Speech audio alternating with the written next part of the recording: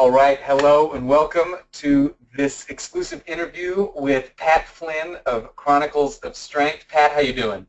Alex, I am feeling pretty good today. Thank you for having me on. Awesome. As Pat has just said, my name is Alex. I'm also known as the Hebrew Hammer. I am very happy to have Pat as a part of this interview because he and I have been friends for a good long time. We've had a great number of conversations about a lot of interesting topics, and there's a lot of stuff that, I think that despite the fact that he and I both know a decent amount about the material that we're going to talk about, stuff like minimalism, programming for busy professionals and people of all different stripes and that sort of a thing. I think there's also a lot of there are a lot of misconceptions, misinformation, and misunderstandings about all these different things. So I want to clear a lot of that up, and there's nobody better to talk to about this than the maestro of minimalism himself, Pat Flynn. So, Pat, I think the first question that I want to cover is what exactly is minimalism in your eyes? Because a lot of people seem to view minimalism as just doing less, and that's it. And so I've heard some criticism lately of it basically being like sort of an incomplete approach to training, and I've never experienced it like that. But it seems like other people might have. How would you describe to anybody listening what is minimalism and what is so effective about it? First off, the maestro of minimalism, I love that, and I have to give you credit because I certainly didn't come up with that. But I'm stealing it, if that's okay. Yeah, please do. So I certainly don't have a monopoly on minimalism if we're keeping with all the alliterations, maestro of minimalism, monopoly of minimalism. And there's a number of different people out there who promote different approaches and call it minimalism. But I think when you really unpack a lot of these quote unquote minimalistic approaches, there's not a lot of substance there. There's no like deep underlying theory. It's just like a short workout or a workout program that only has 2 exercises. But it's hard to kind of justify that. I mean, you can call it minimalist, but like what is the philosophy? It's philosophy that you're really using. So I subscribe to a minimalist philosophy that essentially says no matter what we're doing in life, whether it's working out or trying to lose weight or cleaning up our diet or starting a business or learning a musical instrument, we should always try to figure out what the least amount we need to do is in order to reach our goals. And right away, people might think that that might mean doing very little, but that might not be the case. If you have big goals, the minimalistic approach may, and often does, still require a lot of work. All we're trying to do by taking a minimalist perspective or philosophy is figure out what is the closest thing we can get from a straight line from A to B. So another way that I like to describe it is the minimalist is really concerned with 2 things at all times. One, being as effective as possible, which is doing the right things, and 2, being as efficient as possible, which is doing things right. And if you can figure that out, if you can maximize both your effectiveness and efficiency, then you will inevitably arrive at that minimum effective dose. You will be doing the least amount that you need to do in order to reach your goals. Now, what that is and how much that is completely depends on your goals. But to me, like, nothing else aside from that really makes a lot of sense, right? So why would you want to do any more than the least amount that you need to reach your goals, right? So that's my perspective of minimalism. And like I said, it's a framework, it's a philosophy that we start from, but then how it actually manifests, the manifestation of minimalism, to keep the alliteration going, how it actually manifests may be in wildly different ways depending on what somebody is looking to achieve. Yeah, and I think that that's a very good approach too, because one of the things that you pointed out, I don't know if you said it, in your words themselves, but it was certainly the message I got, is that your approach to minimalism is principled, and a lot of people's approach to it doesn't really seem to be based on specific principles that allow you to fill in the details, and has a tendency to be more just reductionist. Might be a better word for it. Yeah, no, I think that's exactly it. Or just, they're just trying to write a catchy headline, right? But I really Right. do take minimalism as a philosophy, right? This is the lens that I try to view all of my goals through. So, I'm very much into fitness and training and nutrition, so I bring minimalism into all of that, but I use minimalism in my business. I try to use it in my relationships as well. And for me, minimalism is a philosophy that I believe is a really useful dogma, if because we all sort of have to have our own dogmas, right? I think this is a useful dogma that is flexible enough that it can be applied almost anywhere and work for almost anyone, which is key, right? Whereas if we just define like minimalism as an exercise program with 2 exercises in it, that's not going to work for everyone. That's actually going to be very limited. So when we're developing our philosophy for fitness and life or whatever, when we are choosing what type of dogma we are going to, I guess, subscribe to, it's important that we take an approach that is going to be flexible, or at least malleable enough that we can extend it or contract it accordingly to whatever our goals are. Yeah, and I think that's a very good approach too. I really like that you're pointing out about how minimalism as a philosophy does not just pertain to your approach to fitness. It's actually something that you connect with the rest of your life, and that leads very well into my next question because with the exception of the guys like you and me who do this sort of a thing for a living, most people, their fitness is supposed to fit into their life. Their life's not supposed to revolve around their fitness. So what are some of the approaches that you use in terms of, and speaking in generalities, not necessarily like specific like set and rep schemes for different exercises, but like what are some of the programming schemes that you like to use for busy professionals or just generally busy people that you train? Yeah, so I do, generalities are useful. We just have to realize that, depending on the individual, there's going to have to be certain tweaks made to these general prescriptions. But I do think having some type of a general framework for people to begin to piece together an exercise program or a nutrition program is very helpful. So from my perspective of minimalism, I actually like to work from, I call it the pyramid of fitness minimalism. So if you can imagine, like the government food pyramid, except for imagine something that actually makes sense. Right. If you can imagine a pyramid in the sense of how the government made the food pyramid, at the top is the stuff you want to have the least of. At the bottom is the stuff you want to have the most of. The way I would fill this pyramid out with different exercise prescriptions would be something like this. So at the bottom of the pyramid, and again, this is for everyday people who just want to maximize their health and wellness in a very general sense. We're talking about people who are interested in general physical preparedness.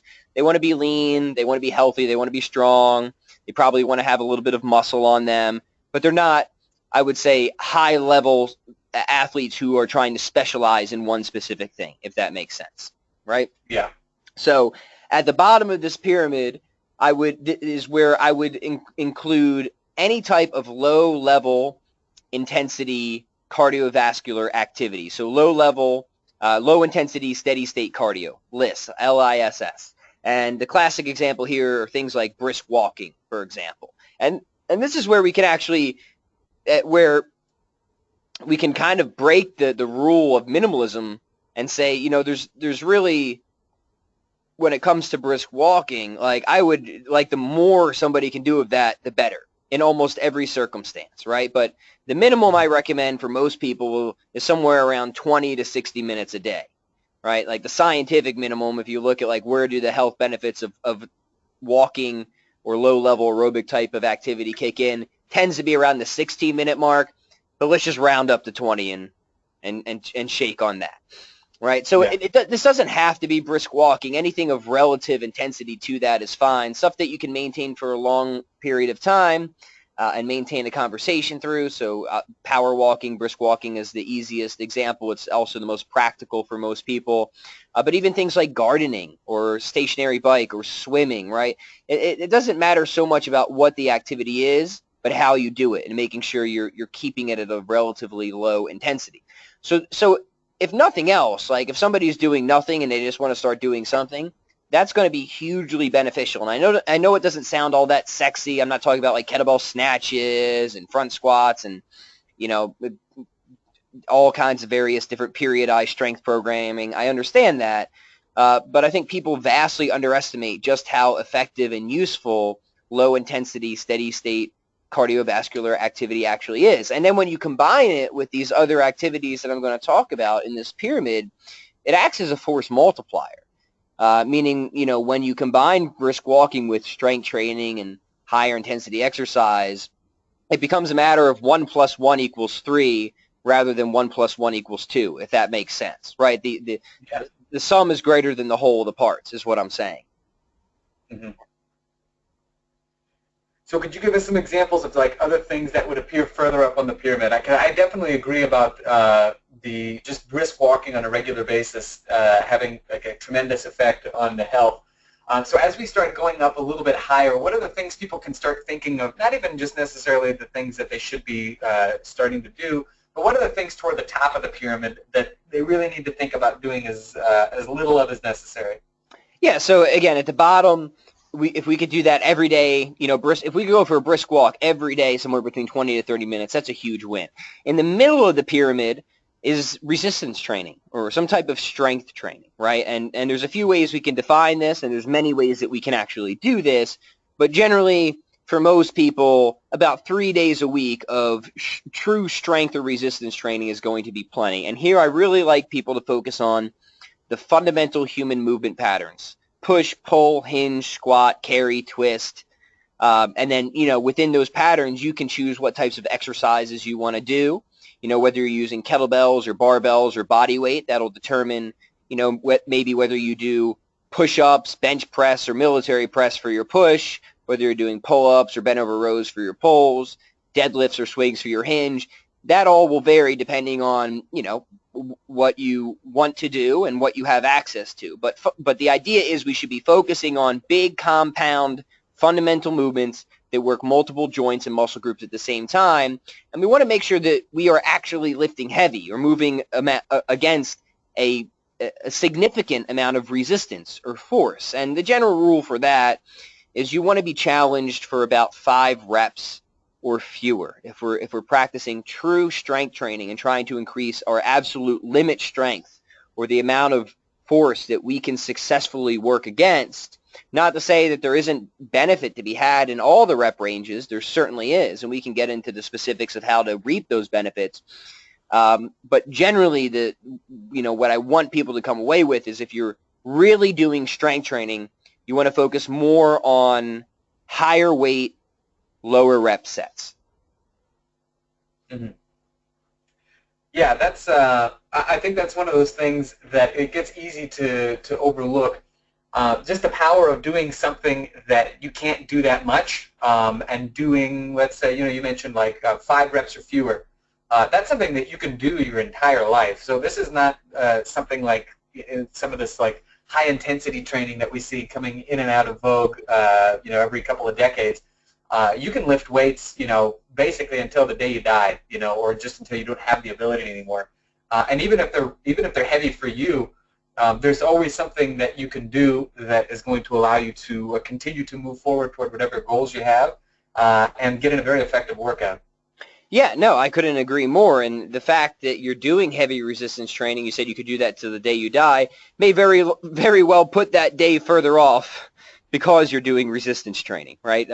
As we age, resistance training becomes more and more important, especially just for bone health, if nothing else. But clearly many obvious benefits to resistance training as well. Whether you want fat loss, resistance training is some of the best stuff you can do for a metabolic benefit. Clearly the best way to put on muscle is to work against heavy resistance. So if that's one of your goals, that's great. Mobility, most people don't see as a form of strength, but it really is. Mobility is just your ability to maintain strength through a healthy range of motion. So, strength is such an important foundation to have. So to make sure that people are engaging in some type of regular strength or resistance training cannot be understated. And again, for most people, around 3 days a week is going to be pretty sufficient with that. Now, one thing I will recommend is, when you go to structure your sets and reps, we said 5 reps or fewer, but a good strategy for a lot of people to sort of reap the benefits of the higher reps as well is to maybe do 2 to 3 sets of some really heavy weight at 5 reps or fewer. Then you could do another 1 to 3 sets of a few of higher reps at a lighter weight. You still want to go heavy relatively for the number of reps that you're doing, but this way we can reap the benefits of more muscular endurance or hypertrophy work. So it doesn't have to be an either-or proposition. It can be both and taking a sort of reverse pyramid structure of doing, the heavy sets first and then a few back-off sets is really an effective way to kind of reap the benefits of all the rep ranges. Yeah, I think that's a very good point, because other strategies that I've heard for this, I think the one that where you do a few back-off sets afterward is the one that most people are going to identify with best, because other ones are, they would put you for maybe, let's say, a couple of months doing just low reps, and then a couple of months doing, moderate reps and then higher reps. And I think that for most people, that just really, you get this like a mentally stale feeling. And so this is, I think, an important distinction to make, is that it's not unminimalist to employ, let's say, 2 different type of rep ranges in your training, particularly if it's going to be taking you toward your goal in the most efficient manner possible. Yeah, exactly. Sometimes more work may be the minimalist prescription, right? Because sometimes more work will get us to our goal quicker. We just have to be very careful not to fall into that mindset of automatically assuming that more is more. There is very much a real thing of you're just not doing enough work. Oh, yeah. And people fall, like that doesn't make you a minimalist just because you're not doing as much as you should be. I'm sorry. But right, exactly. Yeah, so I think that's an important point. And, sometimes you get a lot of people who are doing these like, often silly like 1 or 2 exercise programs, and they're only doing like a few reps per workout, and they're not really getting anywhere, but they're sitting here touting themselves as minimalists, but they're kind of weak and skinny, and it's embarrassing. Yeah, it's embarrassing and shameful. I'd like to throw that word in there, too. It's embarrassing and it's shameful, but at least we know.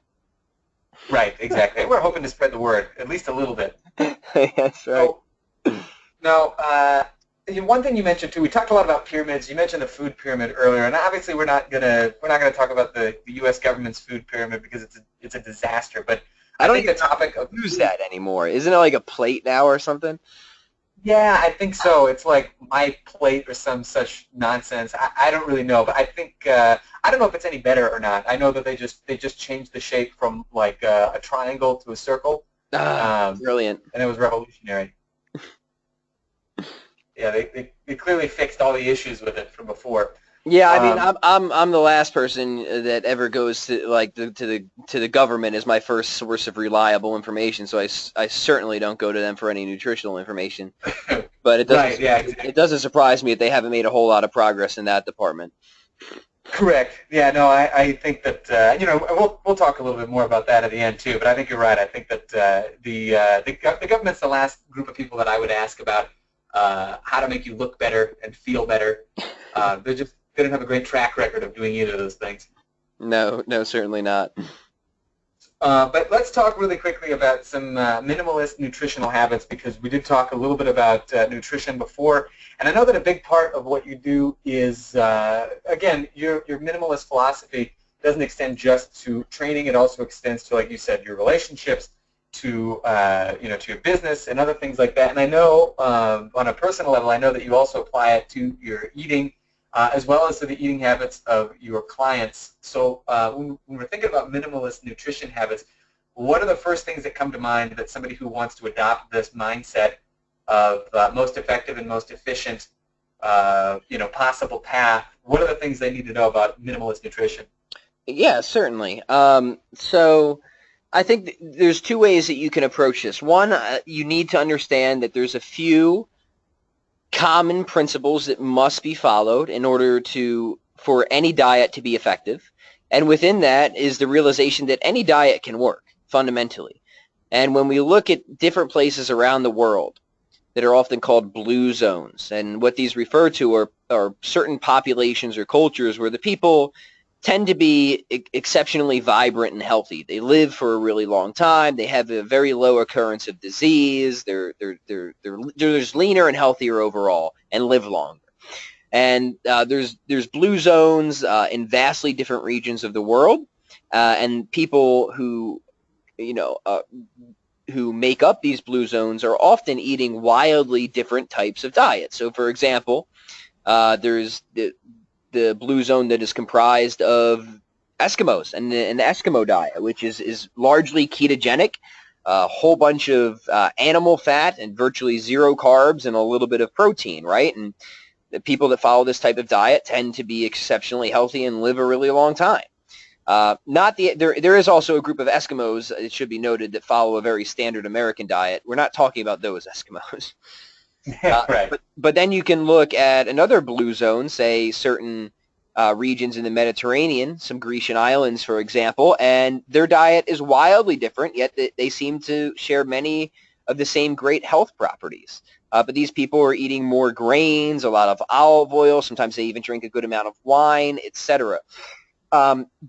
So again, you can kind of look at these different pockets of people and realize that they're eating wildly different things, or you could try and see what things do they have in common. And fundamentally, it's just two things that all of these populations have in common when it comes to what is really contributing to their overall health. The first rule is that they typically do not overconsume, and mostly they underconsume. Right now, meaning that they are demonstrating some degree of caloric control over the long term. Now, some of these populations will do so in a straight line. They will just maintain a long-term, low-calorie diet, and that obviously that has been shown to prolong lifespan. Like that is pretty much undebatable at this point that a long-term caloric, long-term low-calorie diet is one of the healthiest things you can do. The only thing that's difficult about that is that it's difficult to do that. Yeah. It's hard just to eat, not a lot of calories over a long period of time, especially if you're doing heavy resistance training, right? But then there's other cultures in the Mediterranean that achieve caloric deficits in more of a cyclical manner because they do things like intermittent fasting. And a lot of times they do it for religious reasons. They don't even realize, many of them may not even realize that part of the reason they're so healthy actually has to do with one of their religious practices of fasting. Others may realize that. But it's something that can definitely be observed, is that they are going at least part of the year or certain times of the year, they're manipulating their calories and achieving these caloric deficits. I'm going to stop trying to say the word deficits because people we'll find a different word for it. Cut me off, yeah.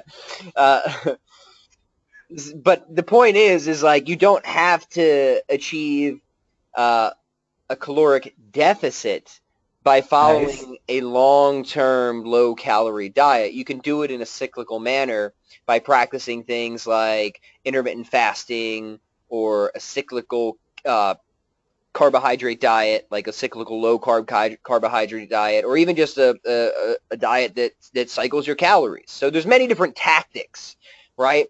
But it's important to understand the general principle that if you want to be healthy, if you want to be lean, you have to make sure that you're not over-consuming no matter what type of diet that you're following. And then the second principle of what you can observe in all these cultures that really just kind of ties in or reinforces the first is that they are all eating foods that are relatively close to nature and unprocessed, right? And the reason I say it ties into the first is like this makes sense, right? They're eating foods that tend to be very nutritionally dense and relatively low in calories compared to something like the standard American diet where we're eating a lot of burgers and pizza and fries where there's not a lot of nutrition but there's a ton of calories. So, any of these regions are eating foods that tend to fill you up on fewer calories and give you more nutrition with fewer calories compared to what many people in Western society eat. So it's a kind of a chicken and the egg thing, but the effect is still the same, that the two principles you need to realize is that, don't overconsume and focus on a diet, whatever that diet is, that where you're eating mostly foods that are as unprocessed as possible and close to nature. Yeah, and I think that's a very good summary of it as well, because that's one thing that I think people overlook. Again, they view fasting as either a punishment, or it's strictly a religious thing, or any other number of things. But truth be told, there were a lot of instances, even in relatively recent history, in the West too, where fasting and these lower calorie diets were, once they were combined with some hard labor, they were what kept people very healthy for a very long time, barring getting some sort of a disease. And I can say I have an anecdote about that. One of my students said that his wife's great uncle, I think I got that all right. First of all, the guy survived the Holocaust, so I mean clearly he's seen and been through some stuff. But Yeah. he said that when he was a kid, they would fast 3 days a week, and it wasn't for, and they were a very religious family, but it wasn't for religious reasons. It was just like they had a very strange mentality. This guy was from Hungary, and he worked on a farm. So I mean, he did a hard labor job. He wasn't sitting at a desk. Hard labor job, probably 6 days of the week. 3 of those days were fasting. And when asked why, he would say, "Well, we ate the day before, so what do we need to eat again today for?" Like that was just the way that they looked at things. Like. I like it. I like it. Yeah, I mean, it served him well. I mean, despite all the hardships this guy lived through, I mean, he lived to be in his late 80s, and he was very healthy all the way up till the end. But again, and his is not like an isolated incident. This was something that was probably pretty common in a lot of parts of Eastern Europe, and maybe other parts of going further east, because you mentioned, I think, the Japanese. You talked about the Grecian islands and the Eskimos, that sort of a thing. So combining the fact that they have these two key principles, they eat close to nature, and they generally eat a lower caloric diet, whether it's over long-term steady state, we might call it, or whether it's via intermittent fasting. Combining that with some of the exercise principles you talked about earlier, which would be a couple days a week of hard training plus a lot of lower intensity work, which you can definitely see amongst the people living in various blue zones, let's say in Japan, in Greece, and in various other places around the world, like the Eskimos. They really embody what you are talking about with minimalism as a philosophy as it regards fitness and eating, right? I mean, it's like it's I would say the most true to nature approach is the way that you approach it, because as you can see, because as you've discussed, everything that they do, you are mirroring in a way that can be applied to, we'll say, like the everyman. Is that a fair statement? Yeah, I would say that's 100% fair. Awesome. Because I felt like I was on a roll there. Like I had an epiphany. You're on a roll, but you needed verification. I understand. Correct. Yeah, exactly. I don't want to jump to a sort of conclusion and then turn out to be dead wrong. Oh, dude, yeah, you're too smart. You know what you're talking about.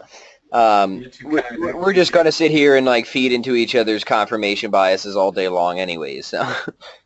I can't wait, man. We're going to have our own tiny echo chamber. It's going to be fantastic. Yeah, it's already going. But I think we are talking, and especially you, we are definitely talking a lot of sense, and that's what, that's what it's always been for me. Is like, it should be sensible, right? It should make sense.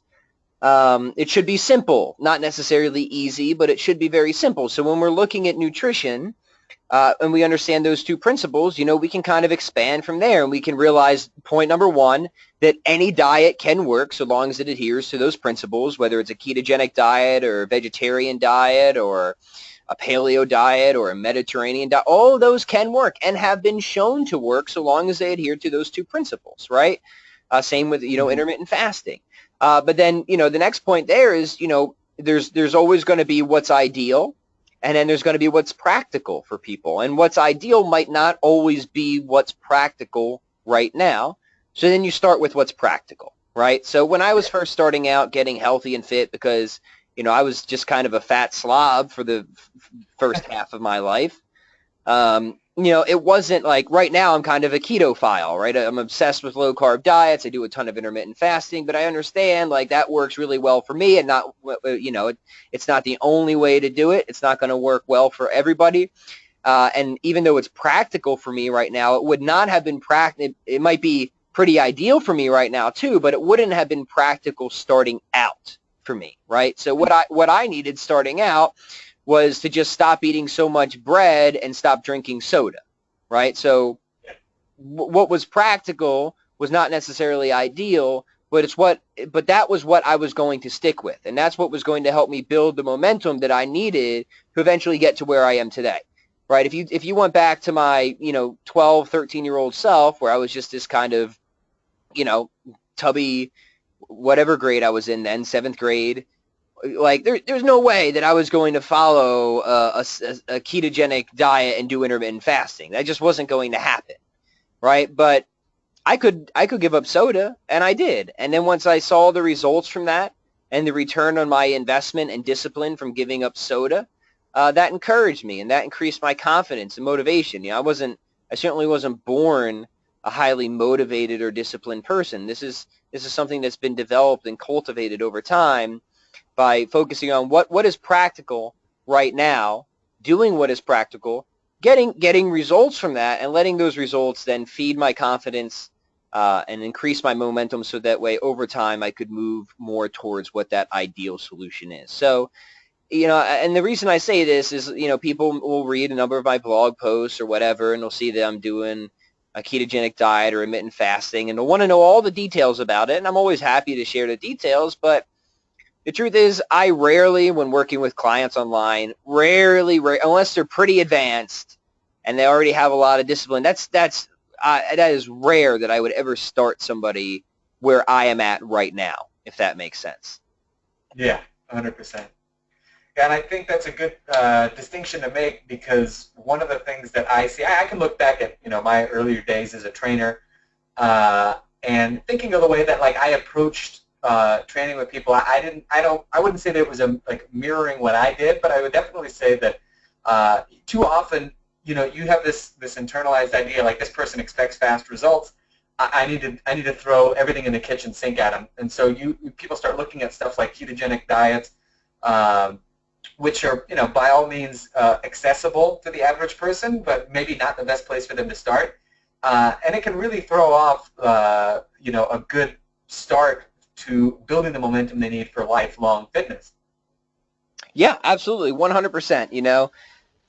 How you start somebody is exceptionally important, because you do want to hit that right balance, right? You do want to get them results as quickly as possible, because those results like nothing is more motivating than seeing the return on your investment, right?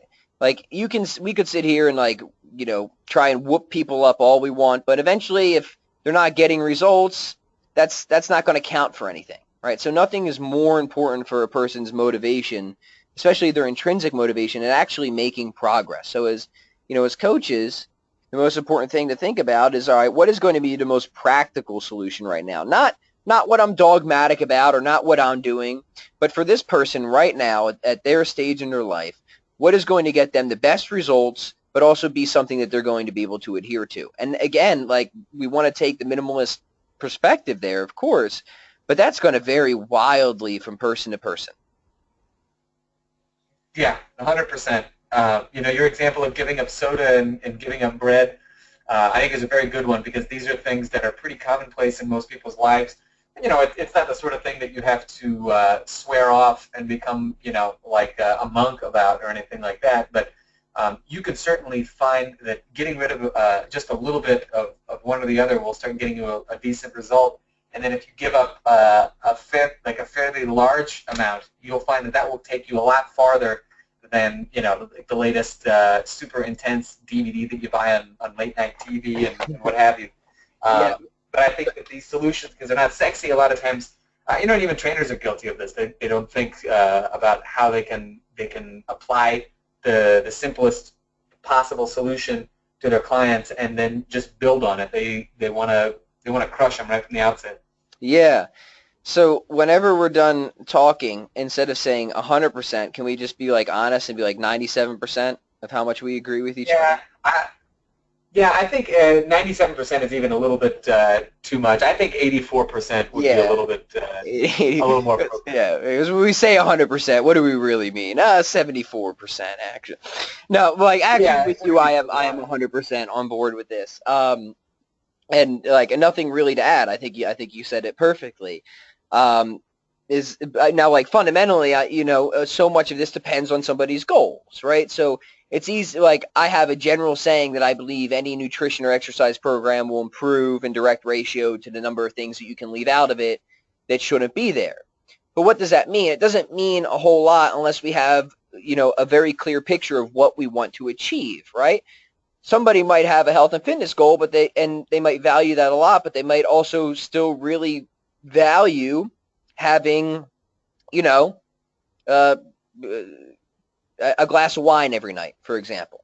Now, is that yeah, unreasonable? Is that unhealthy to have a glass of wine every night? No, we just said that there's certain pockets of people would actually drink a really good amount of wine, and there's some of the healthiest people on earth. We just got to make sure that whatever goals we set and whatever we assign value to, that they're mutually beneficial, not mutually exclusive, right? So we just can't be delusional, which is another Pat Flynn word, delusional about reality, right? So when we also have to understand, and this is something I work on with clients a ton, is that expectations and acceptance are everything, right? Making sure that you have the right expectations about what is needed to reach your goals, what is required of you, what you will have to give up, and then the acceptance of just how enjoyable or not enjoyable that is going to be.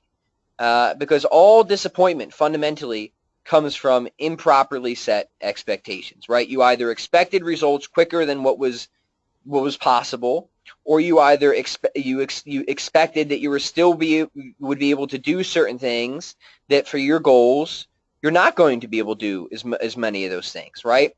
And also being willing to accept those compromises and accept those trade-offs, right? So saying like, yes, I accept that eating an apple instead of a candy bar probably isn't going to be as pleasurable at first, right? And making sure, uh-huh. and it sounds silly, but so many people don't go through this process of setting those expectations and being willing to accept the compromises. Because everything in life, when it comes to achievement of reaching a goal, always comes down to managing compromises, right? What are you willing to give up now in order to get something later? And this is such an important part of the process because so few people go through this part of the process, and so they never have the right mindset that they need in order to be successful long term. So this is the first step that I do with clients is we work on setting expectations, understanding what compromises we're going to have to manage, and what that acceptance process is going to look like over the long haul. And I have found that this simple little thing of going through this process of mindset and of expectations, acceptance, and managing compromises is arguably the most important part of the entire process. Amen. I agree. 84%, man. 84%. That's pretty good. Yeah, I almost caught myself. I almost said 100% shortly after that. I had to stop. No, that's a really fantastic way of looking at it, and I think that's the type of ground floor, base building type of step that you have to do even before you have them do the first rep. That's what's going to determine whether or not they're successful in the long run. And it's this stuff that I think it gets too overlooked way too often. And so I'm very glad that I'm very glad you've got that process in place. So I do think that that's something that I've said it. I don't know how many times. It's a very, very important thing, and just not the sort of thing that people want because it's not sexy. Doesn't make them sweat. It really makes them look at themselves and requires a bit of self-awareness. Yeah, and sometimes the more unsexy something is, the more important it is. So I can look at anything that I've worked hard at in my life, like the guitar, for example. Learning scales isn't all that sexy, right? But that led to me being able to do some really sexy things on the guitar, right? Totally. Same thing with a lot of fitness and nutrition. A lot of the things that we do, especially starting out, the fundamentals, the basics, they're not that sexy, but they will make you sexy. That's the point. Yeah, I heard a great quote in that regard because ultimately what we're talking about is discipline. I think it was from Zig Ziglar. He said the reason that a sailor can sail to any place he wants in the world is because he has disciplined himself to be 100% attentive to his compass. Yeah, I think that's. I mean, Zig was always a man, like the man when it comes to like actually useful motivational quotes, and that's just another great example of that. Yeah, exactly. I mean, it's one of the things where because there's not a lot of details in it in terms of managing expectations and the other steps in the process. It's not about sets and reps and exercise selection or whatever. It's not the first thing that people look at, but it's certainly the number one thing that you'll be able to look back at and say, what's the difference between success and failure in the long run? Yeah, dude, 79%. With you 79%. Yo, so I forgot we didn't finish the exercise pyramid, did we? We didn't go to the top of the pyramid, right? Oh, you're right. Yeah, before we wrap up, why don't we let's go? We'll take it back through like the base of the pyramid. We'll work our way to the top. Yeah. So let's that would be such a disservice to not finish that. So to sort of backtrack a little bit or circle back around, I guess would be the better way of putting it. What we were describing was the general framework that most people should follow when it comes to kind of setting up, a minimalistic exercise program for themselves. So we said, stuff like brisk walking at the bottom, low intensity, steady state cardio, try and do about 20 to 60 minutes a day. In the middle, heavy resistance training, 3 days a week, focusing on the fundamental human movements. Then at the top, which was the part we left off, this is where we want, this is like, what people, this is kind of the fun stuff, right? What people, like, after you do this stuff, you feel like you got a great workout, quote unquote, I got a great workout. We're talking about metabolic conditioning, or the really high intensity stuff, right? So like high intensity interval training, kettlebell complexes, which are one of my favorite things and kind of a lot of what I'm known for, or even just straight up sprinting.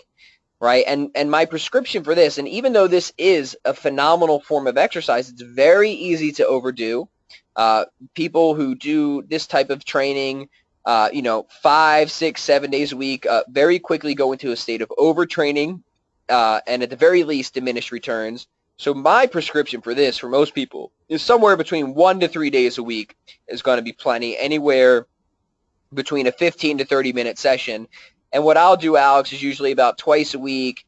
I'll do metabolic conditioning as sort of a finisher to my strength session. So if I'm doing my strength session and that takes anywhere between 30, 50, maybe 60 minutes, then I'll do maybe a 10 to 15, at most 20-minute metabolic conditioning finisher or workout. And other times I will do it on a separate day also, but I find they work really well as a quote-unquote finisher. So that's the top of the pyramid, and I think that even though metabolic conditioning is very sexy and it is very important and it does burn a ton of calories and it makes you sweat like crazy and it makes you feel like you got a great workout, this is where we have to realize often that less is more, and that doing too much metabolic conditioning at best results in very diminished returns, but is one of the main forms of exercise that people consistently overtrain on, and then they wonder why they're injured, wonder why they can't sleep, why they're holding on to stubborn body fat because their stress and cortisol is so jacked, etc. So we do want to make sure that this is something that we're really trying to apply the minimum effective dose here. And I found for most people, assuming that everything else is in check and you're following the rest of that framework, somewhere between 1 to 3 days a week is going to be plenty of that. Yeah, it's a very great guideline. I think you really couldn't have said it any better than that. It's one of the things where less really is more, and overdoing it. If there's any we'll say frustration that comes from people who are working out the hardest, typically it's from overdoing stuff like that. So no, I'm glad we made it to the top of the pyramid, because that would have kept me up at night for sure, without even having to have gone crazy in a workout. Yeah, dude, I don't know how I would have, I wouldn't be able to digest my meal tonight knowing that we didn't cover the top of the pyramid. Right, exactly. Well, look, I think the time has come. We should wrap this up, but before I do, where can they find you online? Yeah, so, I mean, they're probably, I know that this is mostly an audio recording, but if they did get the pleasure of watching the still background, they'll see the homepage of my website, which is chroniclesofstrength.com. So that's my main hub. If you want to really hear from me, the best place for that is on my email list, which you can get on right on my website, or you can also get on and follow me on my Facebook page, which is just facebook.com/Chronicles of Strength. I have a very cool little ebook of 7 of my favorite kettlebell complexes. If you want that, that just, you can get that for free just by getting on my email list. And I will say, if you like the stuff that Alex is talking about on his email list, we both have a very similar type of humor, so you get very similar shenanigans and nonsense from me. I try to keep it very lighthearted and fun. And I will also say, you can't say too many nice things to people, Alex, because it sometimes goes through their head. But I will say, Alex, aside from being a great friend of mine, is somebody I really admire in the fitness industry. His commitment to common sense and sticking with, what really does work rather than what's gimmicky, and his focus on just being relentlessly pragmatic is something I hugely admire. And I know, Alex, we're going to be doing something special for your Inner Circle members as well. So if you're not part of Alex's Inner Circle, definitely be a part of that. It's going to be one of the best things that you ever do. Alex's programming in there, his workouts, he's definitely one of my favorite fitness coaches, and I know we're going to be working on cooking up a little something special for the Inner Circle, for his Inner Circle this month. So, Alex, I don't know if you wanted to tease that a little bit or what, but I'm just saying it's going to be special, and if you like kettlebells and you want to try some really fun kettlebell workouts and complexes, we're going to have that coming in the next issue of his Inner Circle. Yeah, well, first of all, I have to say that I know you can't see anything because we don't have any video here, but my head has definitely grown like 3 sizes this day. That's what I was worried about. Thank you. Thank you for all your kind words. As far as the Inner Circle goes, if you've thought about getting on it or you don't know a whole lot about it, I would highly recommend it. First of all, it's the first you're hearing about it. Feel free to drop me an email. I'd be happy to send you a little bit of a description, give you some samples of some of the things that I put into past issues. And if you're thinking about being on it, or if you've been thinking about testing it out, testing the waters for, let's say, the last couple months, we'll definitely give you a very, very good first introduction. So highly recommend it. I'll be giving you some more information about it in, today is the 24th, so next week I'm going to have the next issue out. So you've got a couple days to think about it, but I can promise you, you won't regret it. You will greatly enjoy it, and you're going to get a special surprise from Pat as well. Not a whole lot more to tease at the moment, but I'm losing my words for some reason here. In any event, one last thing I want to make sure that I said before we leave here. Pat also has a great new podcast that I absolutely love. I am not a podcast person, and I never have been. But he, along with a friend of his, Jonathan Reed, started this really great podcast called Libertarianism for Normal People, and it is phenomenal. It's very well thought out. If you like Pat's approach to his to training, to his approach to minimalism in business, in relationships with people, what have you, he really goes into much greater detail on libertarianism as a way of life, as opposed to just sort of a gimmick that you hear about every once in a while. He gives you like the real face of it. So particularly, by the way, if you're a fitness professional, he's got a very, very good episode about how to start your own business using libertarian philosophy and libertarian approach for $500 or less. If you're interested in this podcast, I would start there. Everything else that you listen to from there is going to just get more and more interesting, but highly recommended. Well, thank you very much, and I'm sure people are like, oh God, another guy espousing political views. So I just want to give the disclaimer that this is a very friendly conversation we wanted to have with people, and rather than trying to say my political views are right and yours are wrong, that's not the conversation we're having with this podcast. The idea is we focus on teaching people more so to be lifestyle libertarians, of ways that you can work on increasing the amount of freedom and liberty that you have in your life, regardless of your political affiliation, regardless of who's president, regardless of any of that. What are things that you can do to really improve the amount of personal freedom and liberty that you enjoy in life. So we do talk a lot about things of starting your own business, getting more autonomy at work, taking charge of your health and fitness. And of course, we just also talk about libertarian issues as well, but I feel that we do it in a very approachable, non-dogmatic way. So if anybody's interested, well, thank you, Alex, for mentioning it. Certainly wasn't expecting that. I do appreciate it.